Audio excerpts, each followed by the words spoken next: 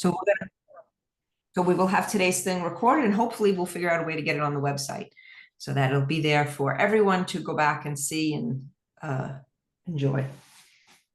Okay, give me 2 seconds. Almost there.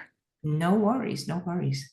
I just want to be able to see all my notes. Keep No worries. myself And in the in order meantime, here. I am going to put Craig's LinkedIn link on in the chat so you can go and connect with him there. By the end of today, Craig, you should have a whole bunch of new friends. Oh, that'll be nice. I think All you right, have friends on LinkedIn. yeah, that's always good. Just trying to figure out how to get this. I just want to share just what I want you guys to see and not my cluttered Beautiful. desktop. All Looks beautiful. right, can you guys see my screen? We can see it. We can see it. I am going to mute myself now. Okay, do you guys just see We just the see first one. slide? Yep, we see the first slide, and it's perfectly Okay. placed.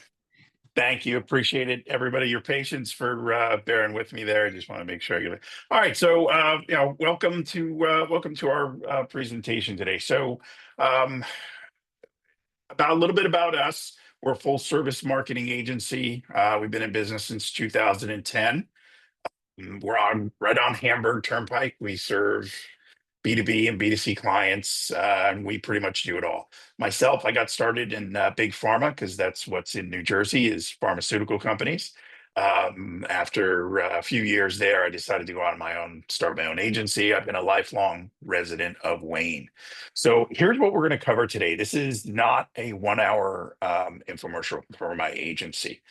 We're here to learn digital marketing tools, how to utilize them, and pick which ones are right for your business. Okay, some of them are good for one business, but not necessarily for the other.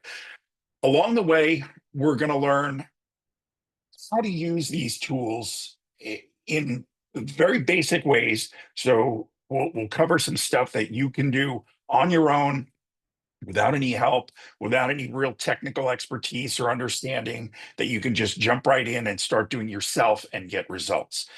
I'm also going to provide tips for some more advanced users. So I'm going to try and cover the gamut here in terms of your experience with digital marketing. So we're going to cover sort of the first parts are going to be about covering, what is digital marketing, how it's different from traditional marketing, what the trends are, what the popular things are, how to sort of build a strategy. That's one of the important things we're going to talk about. And then some pitfalls to avoid because there's a lot of stuff out there that is genuinely a waste of time and money. So I'm going to help you avoid some of those things. And some of you might have already done some of those things, and you sort of dump a bunch of money into it and it goes nowhere, and you say, "Oh, well, this sucks," and this isn't for me. So so marketing has evolved. Back in the day, it was television, it was radio, it was newspaper and magazine, and those things have very quickly gone by the wayside. You got to think about when was the last time you picked up a phone book or watched a commercial on your streaming platform without skipping it. Digital marketing isn't an option anymore. It's mandatory. If you want to compete, if you want to be out there, you really have to be out there in digital marketing because everybody has these devices in our hands, and even our TVs at home now are smart TVs, or you have Apple TV or one of the other ones where it's digital. It's just an extension of your digital lifestyle. And we're going to talk a little bit about how there is no more separation from the two. If you have a cell phone, okay, that is connected to the accounts that you sign into on your television. So the advertising you see on your television, all that is all connected in the digital universe. And we're going to talk about how that works and how you can make that work for your business. Okay. One of the things you want to really make sure of before we do any kind of marketing, guys, is you need to make sure that your message is right. Okay. You need to make sure your message resonates with your audience. You got to decide what your value statement is and what your customers' pain points are. One of the most difficult things about this business is having people come to me with their business that they know inside and out, or they think they do, and me trying to communicate to them that they may not understand their customers as well as they think they do. And they say, well, I talk to them every day. I know that you get the front facing version of your customer, who they are, their behaviors online. Those things really tell us their secrets and who they are and what they're interested in. And again, what their pain points are, right? Those pain points are the things that your business, the problems that your business will solve for them. So you need to really understand that. So before you do any digital marketing, before you do anything we're going to talk about today, make sure that your marketing message is right. And look, your logo is not your brand and it's not a marketing message. Okay. You need to say something with your marketing that addresses those pain points. Talk to them about things. It's all about emotion, right? So we buy with emotion. We don't buy from people. We buy from people we trust. Okay. So as we go along and we look at these different outlets, make sure that you have taken some time and crafted a message that really resonates with your audience. And it can't just be, we have the lowest prices or, we exist. It has to be a real good, strong message for that. Okay. This is the number one question that I get asked at barbecues and cocktail parties and everything else when I say that I'm in digital marketing. People say, was talking about getting some new tires for my car the other day, and then all of a sudden I start seeing ads on my phone, and I didn't look at anything online for tires, and my phone's listening to me. No, the answer is no, but what it is doing is way worse. It's tracking you in ways that the things that you say it pales in comparison. Okay. Yes, your phone is constantly technically listening to you, right? When you say hey, and I won't say SIRI, or okay, Google, or any of those things, your phone has to be listening. Your devices have to be listening to hear that prompt, right? So they are listening. And a few years ago, Apple and some of the other ones got in trouble because they were recording constantly on all these devices, but they don't do that anymore. But the good news about that is, in order for them to pour through all that data and get anything usable, it would be nearly impossible. So you don't have to worry about that. What they are doing that's terrifying is they're looking at every other thing you do. And if you look at the picture that I have here in the graphics, right, I picked this picture because it shows, see the silhouettes of the people there?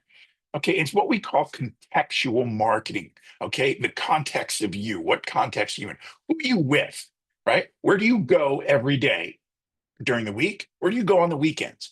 Who are you with when you go to those places? So your device is constantly tattling on you, but it also knows what other devices you're near, right? So if you have a spouse or a partner, kids, whatever that you spend a lot of time with, it can make those connections. The algorithm, the great algorithm in the sky, which is controlled by Google. We're going to get into that in a minute. But this algorithm is constantly gathering data and developing a digital version of you. Okay. And it does that by seeing who you're with all the time. Who are you with when you're at work? Okay. This device goes from point A to point B 5 days a week. Okay. I now know that point B is their work and point A is their home. When they're home, they're near device, blah, blah, blah. So, okay, that's a spouse. If your spouse hears you talking about tires and your spouse looks for tires, you're going to see ads for tires, okay? Because it understands the contextual relationship between those devices. So this is how marketing gets its data, okay? This is the first step in understanding how these digital personas that the algorithm, that Google's algorithm and social media algorithm uses to market to you. Why is that important? Because today you're going to learn how to buy that data and find your audience. So you get to be on the other side of the mirror now. And all of this spying that your devices do, you're going to be able to take advantage of that information. Okay. This speaks to why digital marketing works better. Back in the day, in order to understand who watched a television show, the Nielsen agency would literally call people and ask them, questions. If you were a Nielsen family, you would sign up for this and you would be part of that service. And they would call you and ask you your viewing habits. Over time, they developed a set-top box that would monitor what you watched and then report back to home base. So that was like the beginning of digital marketing. Today, we're so far beyond that. It's we're light years beyond it. So platforms like Google and Meta. Meta is Facebook and Instagram. They're the same company. So Google and Meta are constantly collecting data on you. Mm. So The reason this is important is so that you don't waste time and energy marketing to people who are not potential customers. That's why it's important to understand who your customers really are.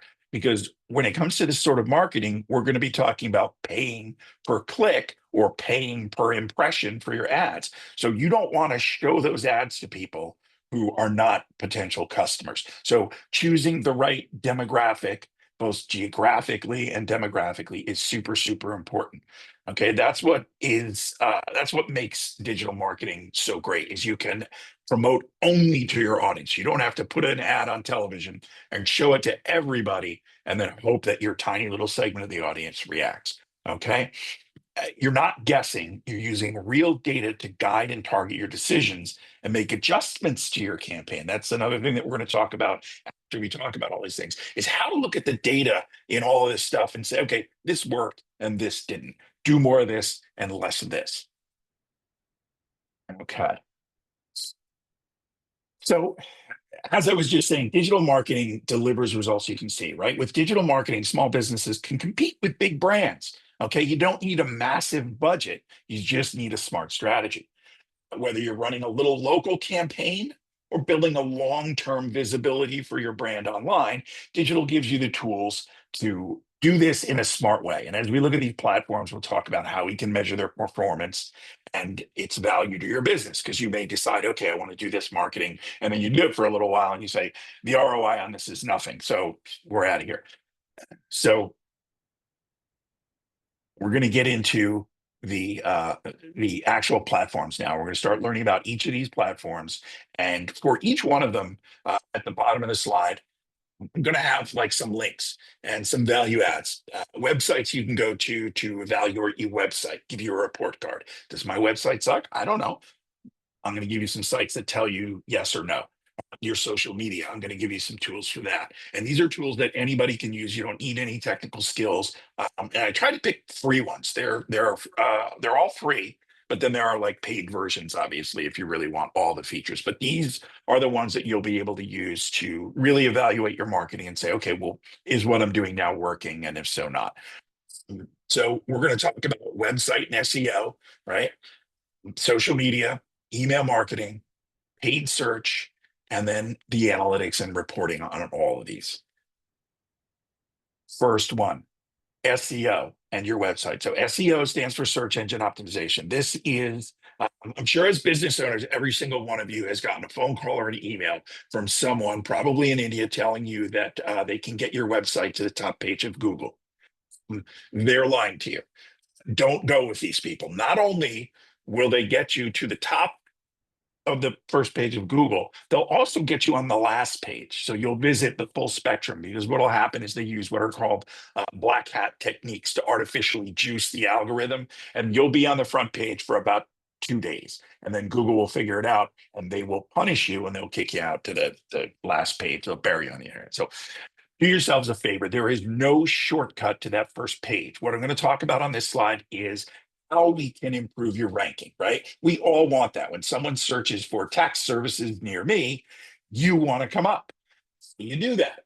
You need to optimize your site, your SEO for that. Now, the first thing is, if your site is old, if you had somebody, your nephew, build it for you 5 years ago, you're killing yourself. Google looks at everything about your site, when it was built, when it was last updated, what the content of the site is, what the back end SEO, what the front end SEO is, and I'll talk about the differences are there. So if you've got an older site, Google looks at that. It can recognize obviously the technology used and say, this is not so good. You will rank less.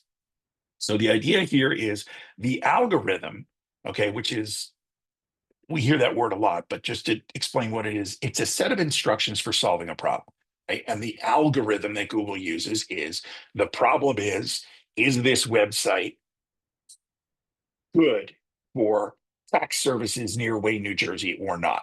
And that algorithm solves that problem by asking a series of very complicated questions about your site. So good on-site organic SEO, the stuff you do to build your site, that's super critical. Is step one. It's got to be mobile friendly. And what that means is it renders properly. We've all seen websites where, you look at them on your phone and you're pinching and zooming and trying to scroll around and look at stuff and it doesn't look right. Google sees that too. It sees that you don't have a mobile version of your site and it punishes you for it. Okay, so each one of these things is a ding. So in order to rank better, you need to, first of all, have this good site. If you don't have your site set up properly, I'm not going to shill for my agency here, but you should contact someone who knows what they're doing. You don't want to go with the wrong person because that can ultimately hurt you. Don't pay a fortune for a website. The first website I ever built back in 1994 was $40,000 because there was about 9 people in America who knew how to build a website. So they were phenomenally expensive. Websites today are not phenomenally expensive. Good websites are not crazy, prohibitively expensive. And they're the tentpole of all this digital marketing we're going to talk about. All drives back to that website. So that really needs to be good. Local SEO, right? So you want to make sure that built into that SEO on the back end, the things you can't see. Talk about your product or service and the area you're in. We're all in Wayne. I'm assuming we're not national businesses, but if you are, you can make that minor adjustment. But it's critical to have that. So resources at the bottom here. These are website graders. They will literally give you a report card on your website. They'll evaluate your website. They're free. They're going to ask you for an email, obviously, so they can send you a bunch of marketing stuff later on. But the basic service is free and it will give you a really good understanding of where you stand. Okay. So SEMrush, that's a good one. You just literally go there. Excuse me. You put in your URL. It does a little magic, and then it comes back with a report. SpyFu. This is a good one because not only will it grade your website, but when you get into some of the other paid features, it allows you to, as the name implies, spy on your competition. You can literally figure out what keywords they're using, what they've optimized, if they're doing a good job, what optimization they've done on their website, how they've done it, and then you can come up with a plan to do better. Craig, Website. Craig, I was going to say I have two questions for you. Sure. So the first question, and maybe I'm not sure if this is true or not, but I'll have a follow-up comment if it is true. Is your website graded higher if it is linked or if there are links to your website on other websites that get a lot of traffic? So Yes. yes? Okay, Yes, so for 100% true. example, if I am a Wayne Chamber of Commerce member and my website is in my profile on the Wayne Chamber of Commerce, that helps get me some additional points, right? Because there's another website linking back to my website. With the single caveat of it has to be a quality. These are called backlinks. Okay. Very important to your SEO strategy. That's a little bit deeper, but I'm glad you mentioned it. So it's important that they be reputable websites. So what we talked about in the beginning, the folks that say they'll get your website to front page of Google, one of the ways they do this is they put a link to your website on every garbage website across China, Ukraine, all these bad actor areas, and they get a ton of traffic because they're spam sites. So the idea is you want links back to your site from other reputable websites. So if you can find a website, and I'll use the tax services example, if you can find a website that's all about helping people with their taxes and giving tax advice, and you can get listed on their website and they're a reputable business, fantastic. So going out and finding other businesses to partner with and other websites to partner with to backlink to your site, other blogs, that kind of thing, perfect. So yes, that's very good for SEO. So good point. Thank you. And I have a second question for you. Sure. Also not sure if it's true, but you're here to dispel any rumors that might be out there. So, that's my job. Is it true that with some of the paid versions of AI, like not the free Chat GPT but some of your paid AI products out there, you can like you're giving us these websites and whatnot, but you can also use AI to kind of grade your website? Yes and no. So these website graders use this week's Google algorithm. Google changes their search algorithm and their criteria pretty regularly, and they don't tell us the public about it until after they've done it. So pretty regularly we get calls from our clients and they say, oh, my traffic went down. What happened? Well, Google rolled out a new algorithm that made adjustments. So those AIs aren't always going to be ahead of the curve. So I would recommend, rather than use like ChatGPT to grade your website, I would use these tools because they're dedicated only to grading websites. So yes is the answer, but use caution. Yeah. I would go to these first. These have been around for a while, and these are proven tools that I use and have used since they came out every Awesome. day. All right. So I'm going to go remind ahead. people too to put, if you have questions for Craig, drop them in the chat and I'll ask, them out loud for you. But if you have questions, that's why he's here. That's why we have him here as the expert. Okay, continue Cool. on. Sure. Website.grader.com. That's another one. If you have a website and it's built with WordPress, which most of the sites on the internet are, there's a plugin called Yoast. So it's like Toast, but with a Y, SEO. This is fantastic. I use it on all my sites. It gives you a little traffic light. It says, red, yellow, green, and it will tell you, here's why you're getting a red. Do this on this page, right? So really, really good tool. So if you have a WordPress site, if you're working with an agency that's a WordPress site, ask them about that tool. See if it's installed, because it's a real good way to tattle on them to find out, okay, is my site doing what it's supposed to be doing? So here's some real quick on-site SEO fundamentals. So this is being recorded, so or you can take a screenshot or whatever. These are the important things you want to do, the basics that you want to do. And I'm not going to go through all 10 of them because I'm watching the clock here, and also I have about 8 minutes before my voice becomes unmanageably bad. So bear with me. So these are all things that you either want to do yourself if you're technically proficient, or talk to whoever is running your website and do these things. Right? This is called organic SEO. Whenever you hear me say organic, that's another word for free. And you can see right here, earn backlinks from local partners. That's what we were talking about a minute ago. And find some local partners, some sites that do like business listings, that kind of stuff. Get listed on there. Like the basic things that a lot of people don't do. Google's search engines can't see pictures. They can do a lot of things. They can figure out when you need new tires on your car, or where your job is, but they can't see pictures. There's metadata in your website that allows you to tell Google what this is a picture of. Okay. So it's important to have little details like that, little things that take 30 seconds that will go a long way towards making your site better in the eyes of Google. So these 10 tips are things that you should go through your website and make sure that are being done. This one here, this last one I cover real quick, and then we're going to jump.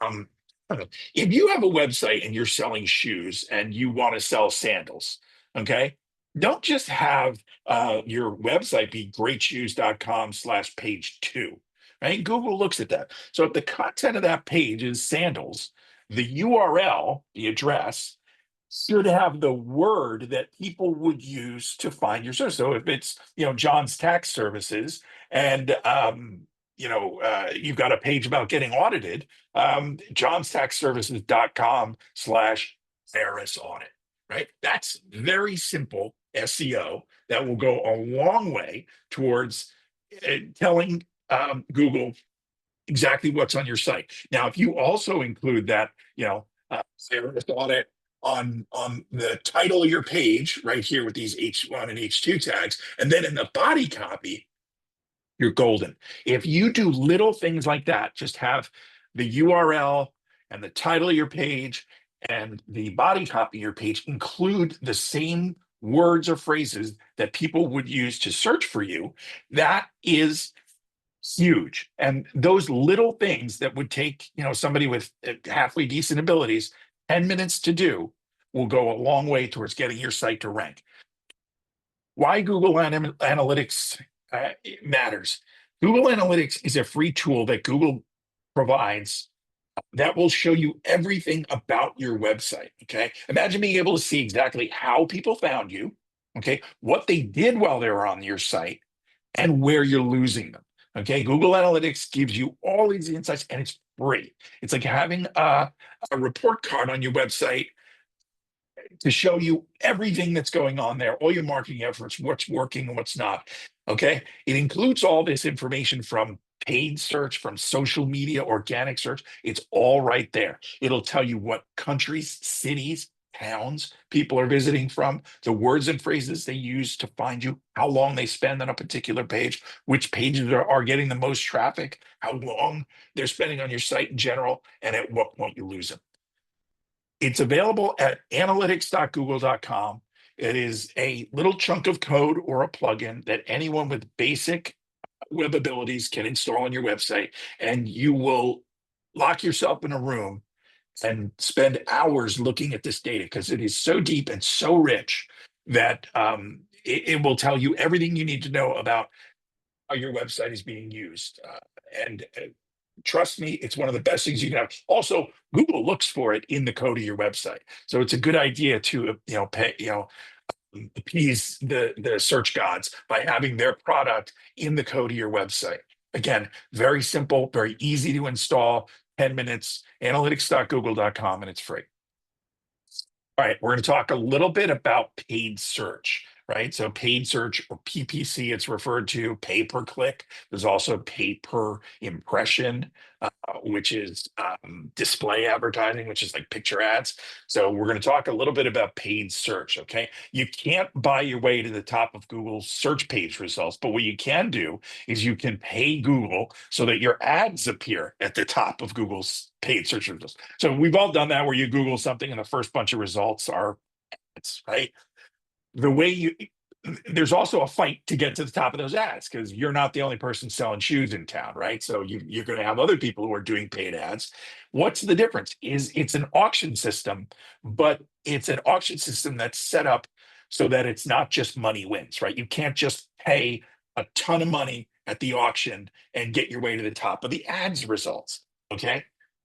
Paid ads can deliver fast results, but pairing them with great content makes your strategy more powerful. And that's one of the things that'll really help you get to the top of this page. Okay. So what's unique about Google's paid ads is you go in and there's a dashboard where you can target specific demographics and interests. So this is where we start digging into all of that data that Google has collected on all of us through our phones and through our search history and through our browsing history and all that other stuff. Okay. You're going to now use this to target people. Okay. And it goes very deep. Google's paid ads platform is set up so that novices with very little technical intuition can get in there and get results, but with a little bit of understanding, okay, you can really move the needle on your marketing and for not a lot of money. We're going to talk a little bit about A/B testing, okay, throughout all of this. If you haven't done A/B testing with your marketing, PPC is a good place to start. You craft some ads, okay, but you want to craft two ads, two different versions, one that talks to one pain point and one to another, and then see which one gets the best results. We're going to talk about that through everything. So just whenever you hear me say A/B testing, that's what I'm talking about. So let's talk about how Google's paid search works. Okay, it works like a digital auction, but it's not about who pays the most. Google also looks at how relevant your ad and the content on your website are to what you're trying to be found for. So the example, okay, that I've used here is cat food. Let's say you're searching for cat food for senior cats. Okay. The results here show two ads, two paid ads. Okay.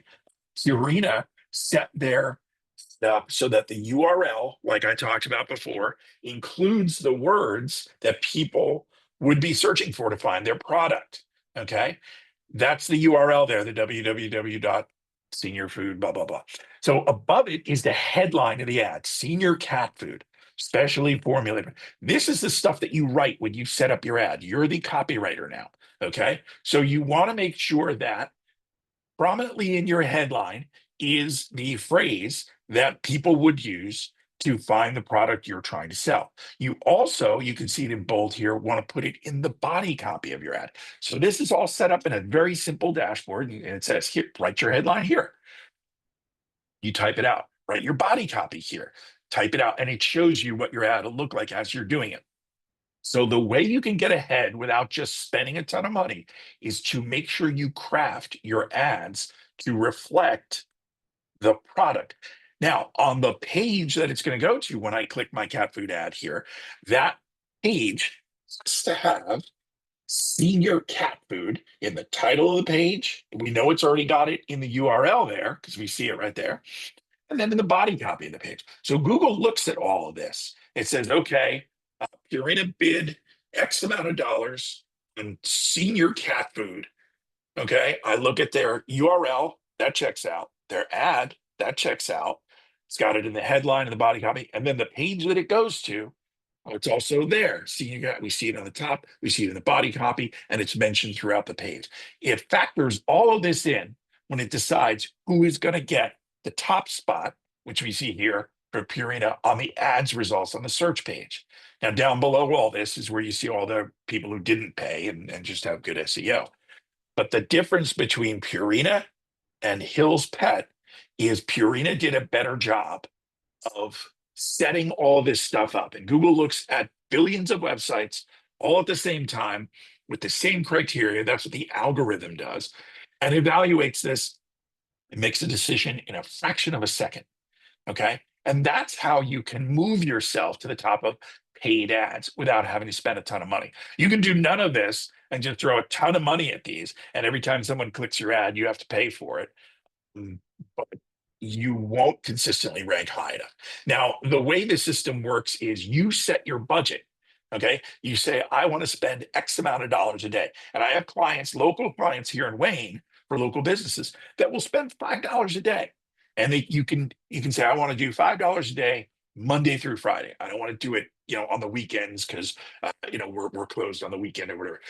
You set up the criteria, and then the dashboard within Google's paid search, you can go in there and you can look at a variety of ads. So you can set up 3 or 4 different ads for your senior cat food, word them differently, and then see which ones get the best results. It doesn't cost you anything to set up 3 or 4 ads and then that's A/B testing or split testing in this case when there's more than just A and B, and you can see which ads work. So if you have, your tax services and you want to see, which ad resonates with your audience, one ad that says, retirement tax services, another one that says, tax services or small businesses, and then see which one gets the most results and then put your money behind that. So that's the analytics that we talked about in the beginning.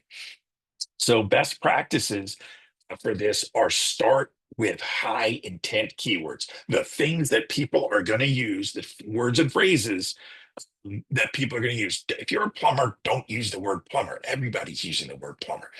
Use specific terms for services in your area. Okay. So emergency plumber, clogged sink, that kind of stuff. So you want to pay real close attention to the words and phrases that you're bidding on. Now, Google has a great free tool included in the dashboard. It's called Google's Keyword Planner. And what this does is you can put in keywords for your business, whatever they are. Okay. And you could tell it, I want to see shoes sales for red shoes with a zipper are doing in northern New Jersey. And it will give you back search volume. How many people searched for that term? How many people clicked on it when they got it?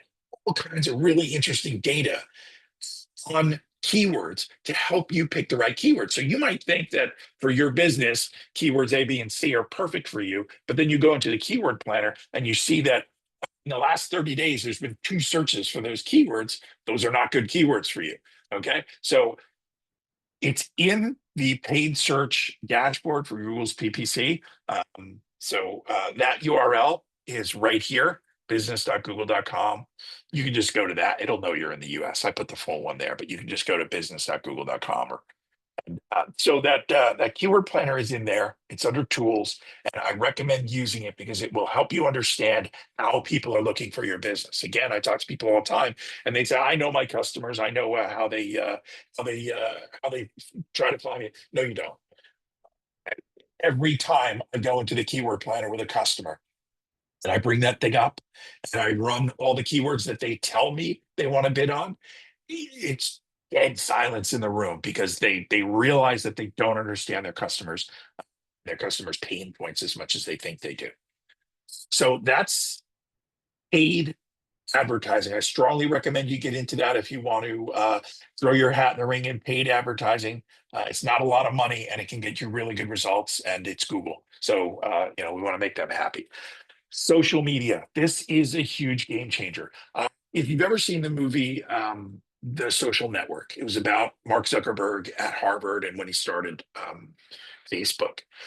There's a line in the movie that like echoes in my mind. It's when they're first developing it and it's blowing up and it's getting really popular, and they're trying to figure out, it's Mark and his roommates, and they're now part of the Facebook company, and they're trying to figure out how to make money with it.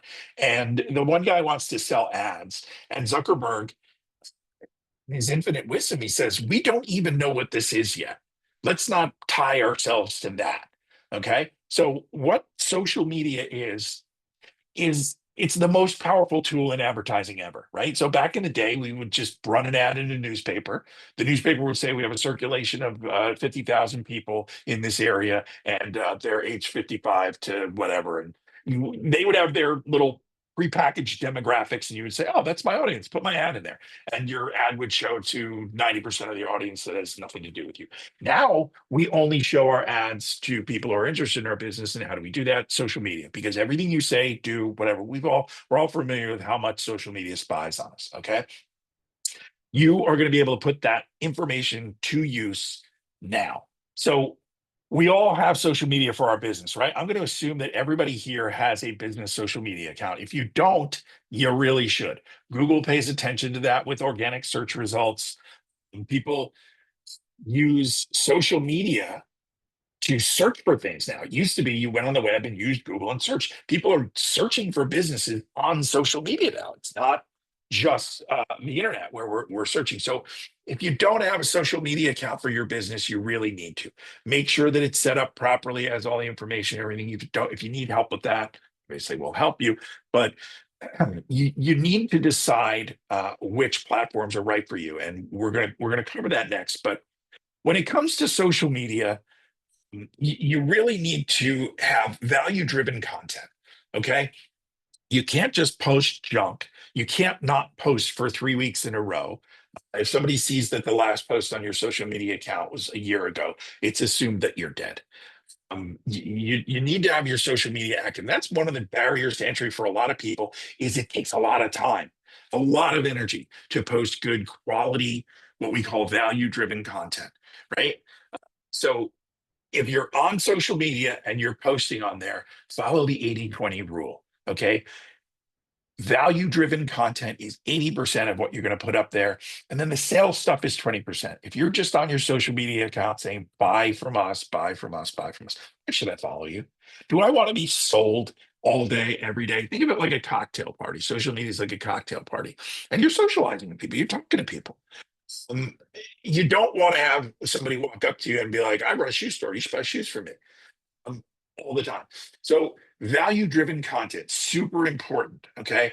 The little box here tells you what value-driven content is. It's educational, it's entertaining, builds community amongst your people, you interact, and some of it's curated content, stuff you see out there in the world. So you need to be real. You need to bring value in order for people to follow you. And you need to mix that gently with the medicine that is the 20% sales related. Okay.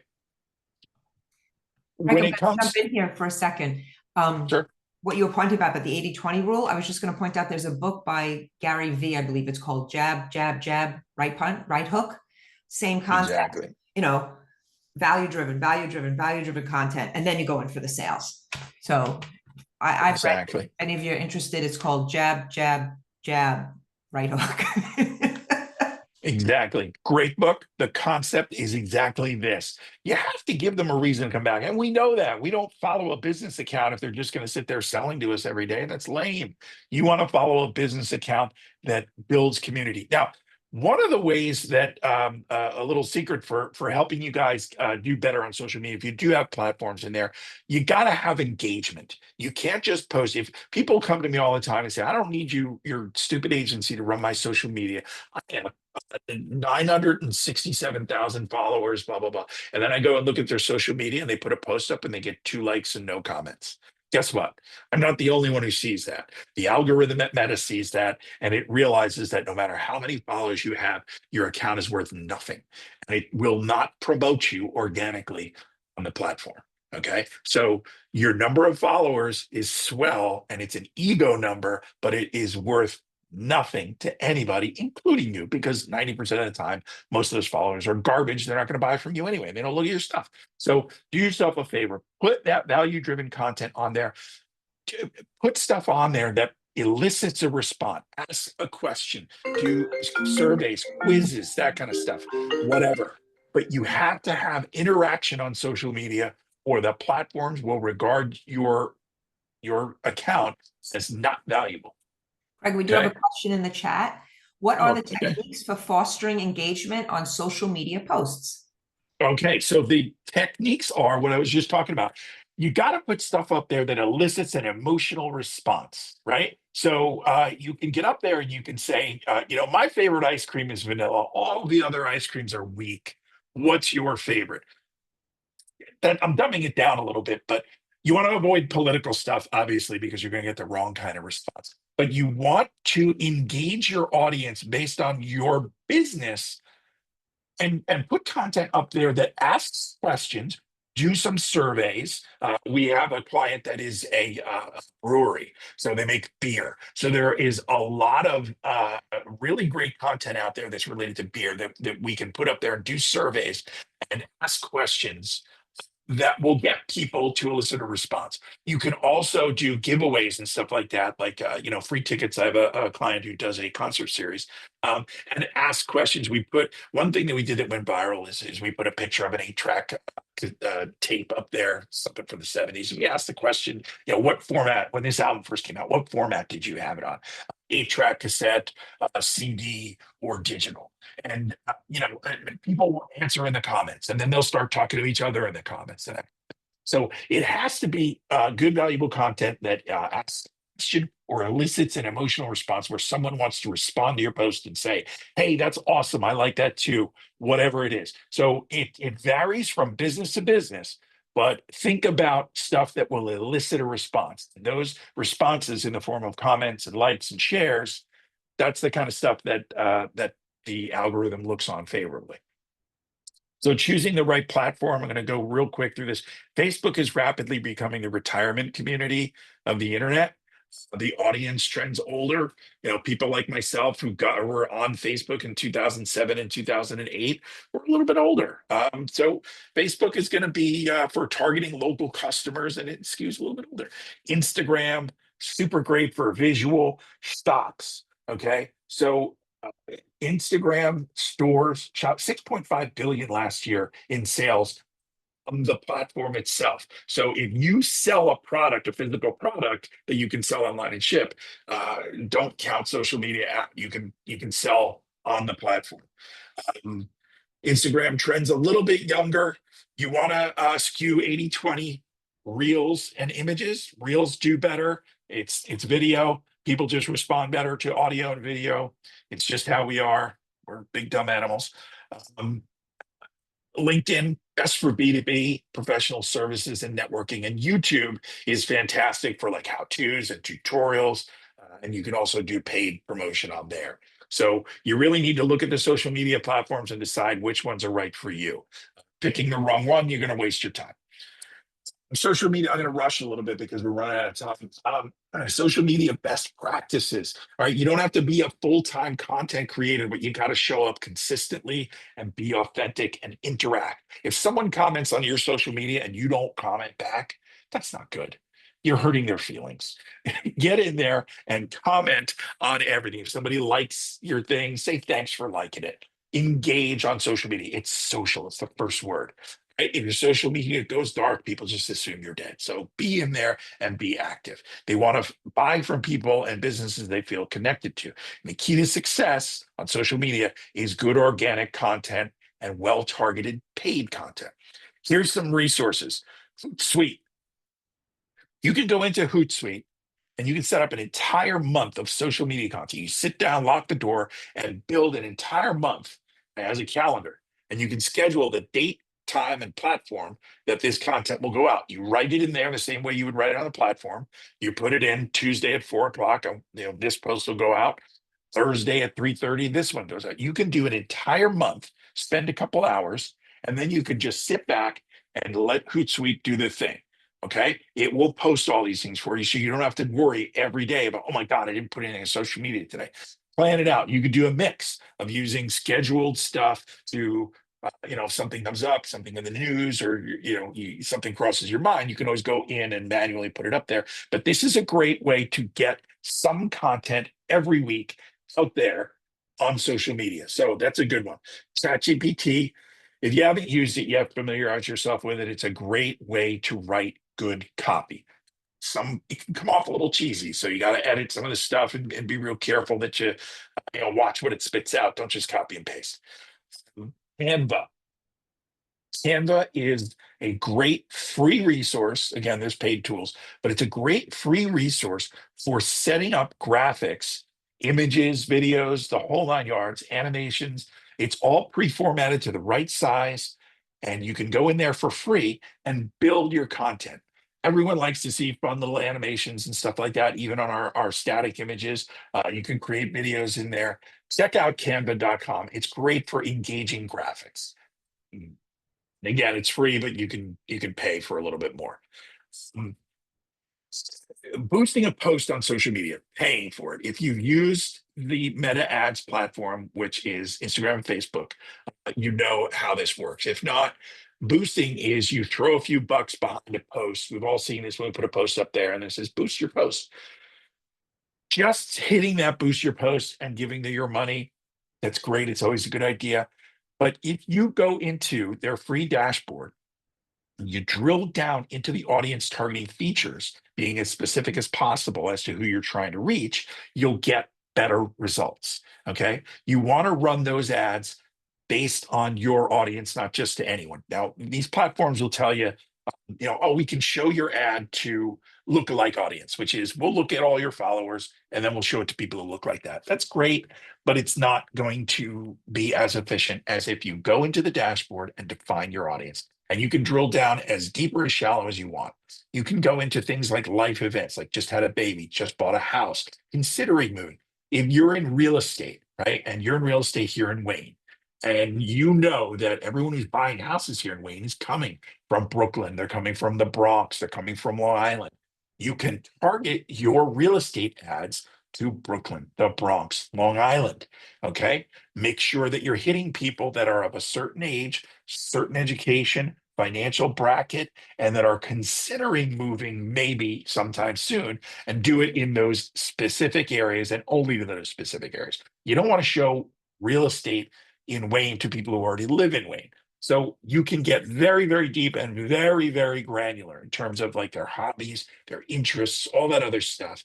Drill down as much as you're comfortable in these targeting platforms, and your ads will do better. The better you define your audience for the platform, the better your ads will perform. Okay. Again, A/B test. Run two different versions of the same ad. Okay, with a different headline, different graphic, and a different call to action. Call to action is what you want them to do. Call us, email us, visit our website. Those are all calls to action. Try different versions, and the platform is set up. Meta Ads is set up to allow you to easily do this. It's literally a button. A/B testing. Set up your second ad, and then that'll run those ads side by side to your audience. And whichever one does better, you look at the analytics afterwards and you say, okay, this one did better, this one did. Look at paid advertising on social media. You can spend $2-3 a day for a local audience, okay, and get good results for your social media. It's worth every penny. I'm going to jump real quick to email marketing. Usually I spend a little bit more time on social, but I think you guys get it. Email marketing, don't spam. stay in their inbox, stay on their mind, but don't spam. It's older. It's like the original digital marketing, but it's a really cost-effective way to drive repeat business. If you can harvest email addresses from people who visit your site by having like a little pop-up that says you want to get, we all ignore those things. But if you offer them something like a download, a white paper, something informative, something of value, you'll get their email address. Email addresses are currency.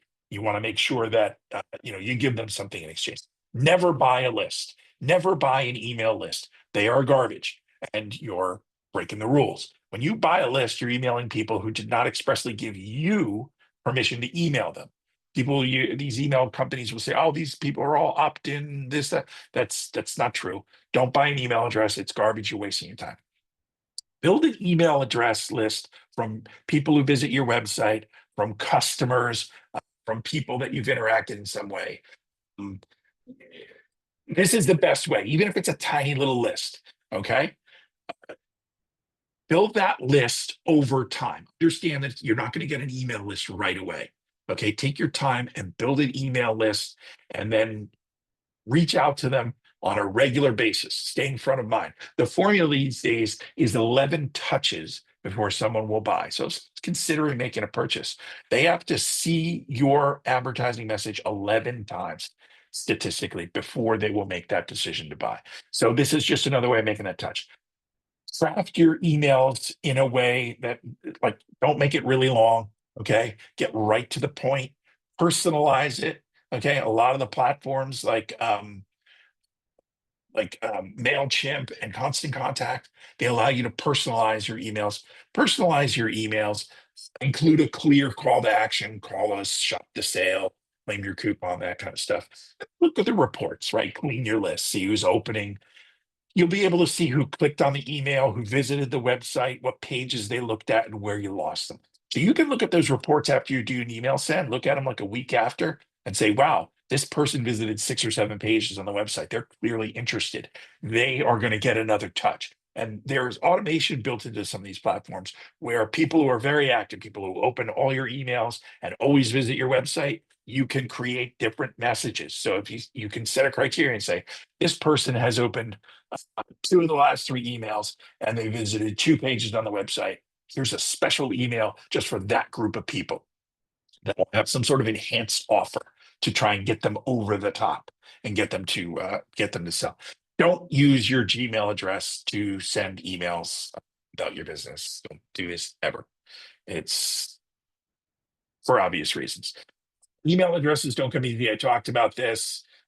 Have a sign up form on the website. If you're at an event, try and get people to give you their email address for whatever reason, but offer them something, a 10% discount, access to special event. Make sure you're getting their email address in the right way before you start emailing them.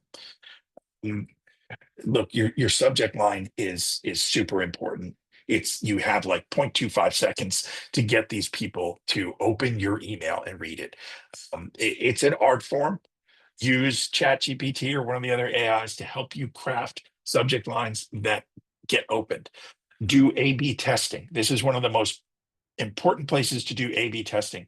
Test your subject lines, right? Send out 2 or 3 versions to your audience and see which ones work. And that way, which ones resonate with your audience and which ones are going to get open. Some of the resources, MailChimp and Constant Contact. You can have free up to 500 contacts on MailChimp. It's got a lot of really great tools for looking at the analytics afterwards. I strongly recommend it. Constant Contact, great for small business. They have great support. You can get a lot of help with that. But use one of these 2 programs if you're going to do email marketing. Okay. And think of it as like a little mini conversation, right? Keep them focused, friendly, and helpful. Don't go on ad nauseum about buy, buy, buy, buy, buy. And then, of course, look at the reports afterwards, really get an understanding of how people are interacting with these things. So that sort of covers the bulk of what I wanted to cover today. Some of the other things that I get asked by people is, I visit a website and then all of a sudden I'm seeing ads for like a month for products on their website. I was shopping for a car recently, and when I say recently, I mean like 6 months ago. I'm still seeing ads for the dealerships for the cars that I went and looked at. Um, and this is called retargeting. Okay, it's part of Google's ad platform. So if you're going to run PPC ads on Google, take a look at that.